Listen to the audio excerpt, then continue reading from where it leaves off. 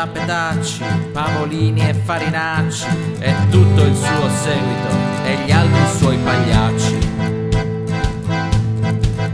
Eran tutti egoisti, affaristi e sfruttator, le risorse dell'Italia se le intascavan loro.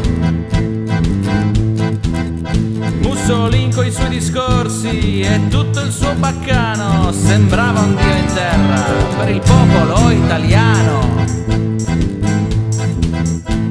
Dicevano era un lusso, abbiamo un grande impero, il fascismo porteremo in tutto il mondo interno.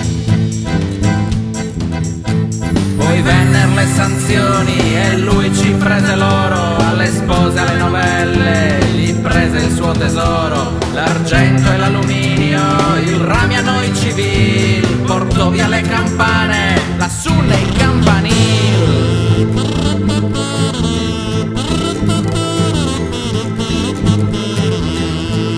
Alle zitelle e i celibi gli mise grosse tasse, voleva che al più presto ognuno si sposasse,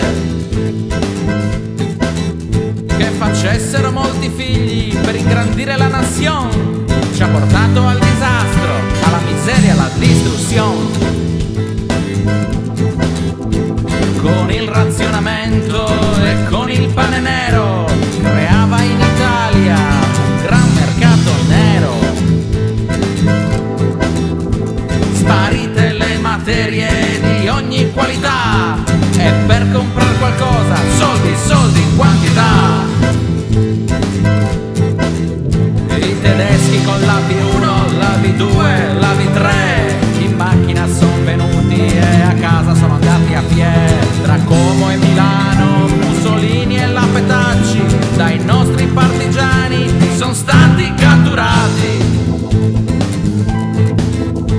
in breve processati, poi la perquisizione, Benito il grande capo se l'è fatta in Vibragon. Al collo a questi due han trovato un medaglione dove vi era una bella e storica iscrizione a carattere antico dai tempi di Noè. Così era la scrittura, tu sei me, io sono te. Così era la scrittura.